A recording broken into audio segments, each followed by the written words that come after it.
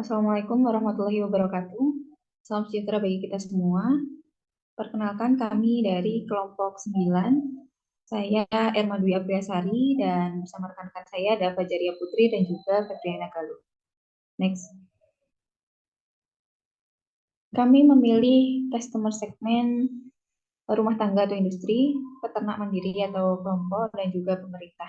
Nah, menurut data BPS tahun 2020, konsumsi protein hewani di Indonesia sebesar 51,6 juta ton per tahun.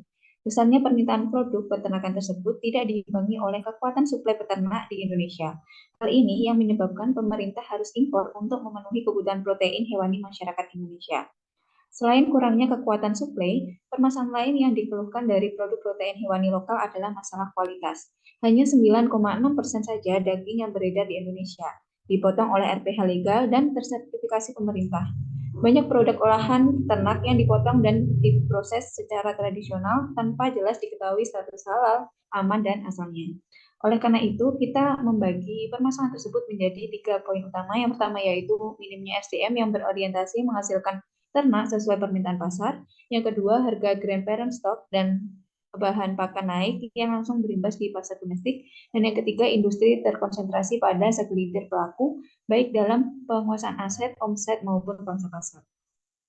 Dari permasalahan tersebut, kami ingin memberikan solusi dari permasalahan tersebut, yaitu yang pertama, memberikan kemudahan dalam akses penyuluhan dan teknologi peternakan terkini. Yang kedua, menyediakan pemasok bibit, pakan, hingga obat ternak yang terjangkau dan berkualitas. Dan yang ketiga, membantu peternak mendistribusi produk atau hasil ke konsumen. Keunggulan aplikasi ini dari aplikasi-aplikasi yang sudah ada di pasar, yaitu yang pertama, harga pasokan dan produk terjangkau, fitur lengkap mulai dari pemilihan bibit hingga distribusi ke konsumen. Yang ketiga, produk berkualitas dan hasil ternak bersertifikasi halal, dan terdapat konsultasi dengan dokter hewan. Untuk memasarkan aplikasi kami memasarkannya di media sosial, website, periklanan, dan juga word of mouth atau dari mulut ke mulut.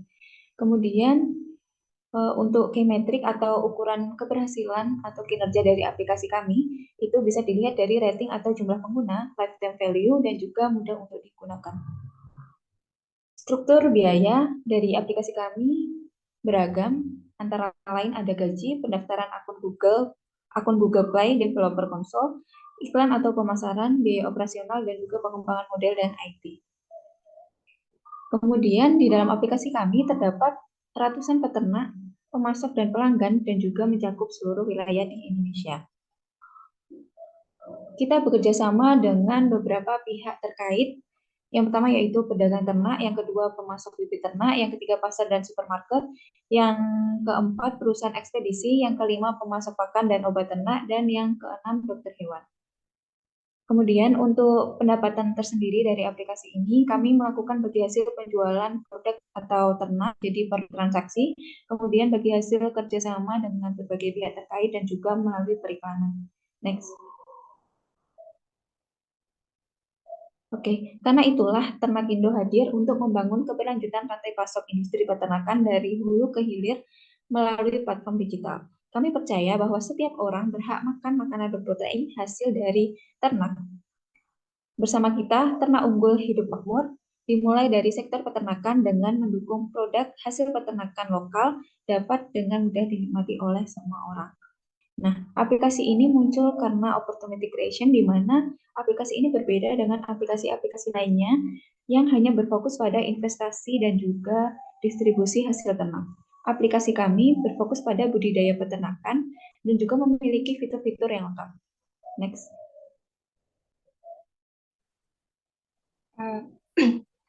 Ternakindo sendiri memiliki visi dan misi, di mana visi yaitu menargetkan peternak yang berkelanjutan, berdaya saing, dan berkualitas menuju ketersediaan pangan yang berbasis aplikasi digital di Indonesia. Dengan misinya yaitu yang pertama, revolusi rantai pasok peternakan, yang kedua, meningkatkan produktivitas peternak lewat edukasi tentang kualitas dan standarisasi produk. Yang ketiga yaitu membangun solusi ekosistem peternakan Indonesia melalui teknologi digital. Next.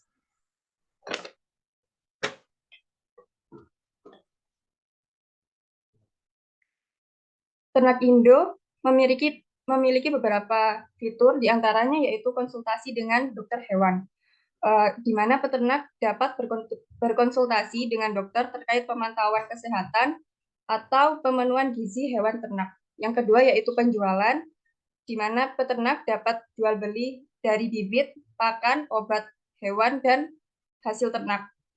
Yang ketiga yaitu praktis tip, di mana kita menyediakan video penyuluhan. Yang keempat yaitu traceability system. Kita disediakan untuk memantau keterlacakan produk mulai dari budidaya hingga ke tangan konsumen. Next.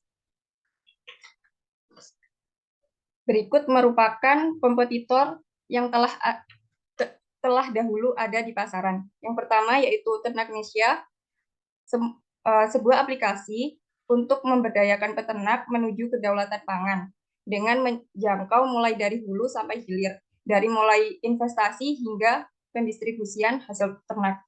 Yang kedua yaitu Cikin, yang ketiga Backup, yang ketiga Angon, dan yang kelima yaitu Bantu Ternak.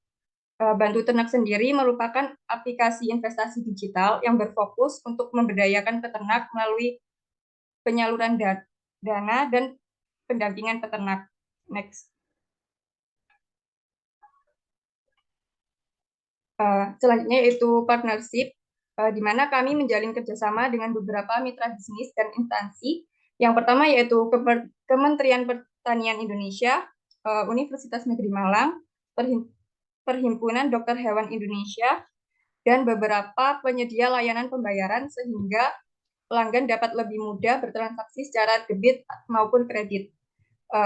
Serta kita bekerja sama dengan penyedia layanan ekspedisi sehingga produk dapat dikirim ke seluruh pelosok negeri. Next. Oke, yang selanjutnya saya akan menjelaskan tentang DFD atau Data Flow Diagram. Nah, DFD yang pertama yang saya jelaskan adalah DFD level 1, yaitu register atau loginnya terlebih dahulu. Yang pertama, proses aplikasi Ternak Indo memiliki pengguna atau customer ataupun peternaknya secara langsung. Nah, customer dan peternak secara langsung ini itu harus register atau memiliki akun terlebih dahulu di aplikasi Ternak Indo dengan cara mengisi data-data dari profil mereka yang sudah disediakan di aplikasi Ternak Indo. Nah, setelah register ataupun datanya masuk, kami akan memverifikasi, yaitu nanti akan ada kode khusus dari aplikasi yang masuk ke dalam customer atau peternak. Nah, apabila loginnya berhasil, maka data-data dari customer dan peternak akan masuk ke dalam proses aplikasi Ternak Indo. Nah, apabila loginnya ini gagal, maka customer dan peternak harus melakukan login ulang dan nanti akan ada verifikasi. Setelah itu data juga akan diterima masuk ke dalam proses aplikasi Ternak Indo. Nah, yang selanjutnya DFD level 2 yaitu order atau pemesanan barang. Pertama, aplikasi Ternak Indo akan mengeluarkan output, yaitu informasi penyedia barang kepada pengguna ataupun peternak.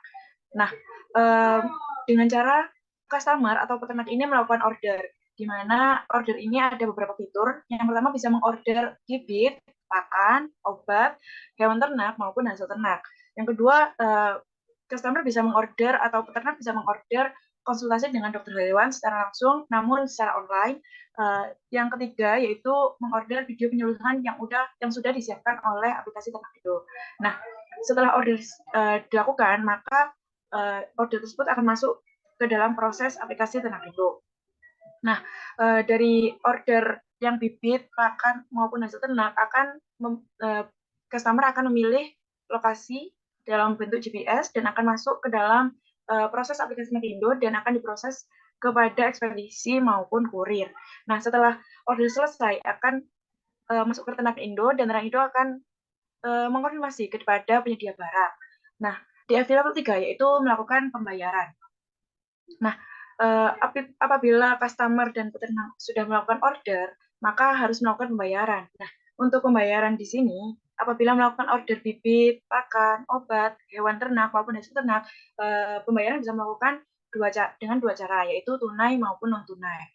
Dan sedangkan konsultasi dokter hewan itu bisa melakukan pembayaran dengan non-tunai. Yang tadi disebutkan rekan saya, yaitu bisa menggunakan e-wallet yang sudah kita berpartnership seperti itu.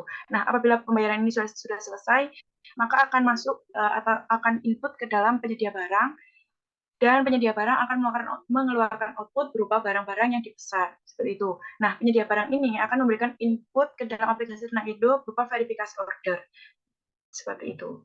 Next, saya akan menjelaskan tentang user interface diagram. Yang pertama yaitu usernya terlebih dahulu. User harus melakukan register atau login untuk membuat akun di aplikasi ini.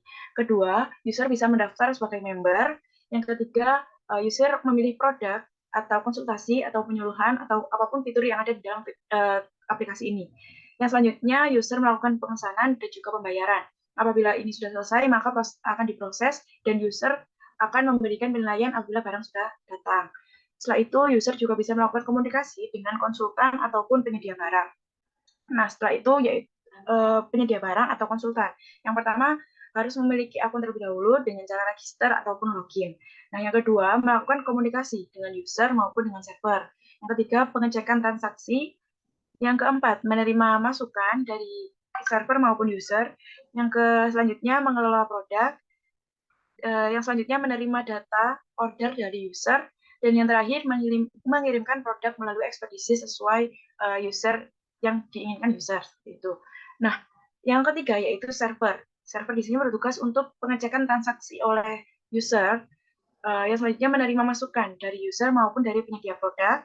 Yang ketiga mengelola produk baik yang sudah dipesan maupun yang akan dipesan. Yang selanjutnya menerima data order user. Dan yang terakhir mengirimkan produk melalui ekspedisi sesuai dengan yang diinginkan user. Oke, mungkin itu saja dari kelompok kami. Apabila ada kesalahan, mohon maaf. Sekian dari kami. Wassalamualaikum warahmatullahi wabarakatuh.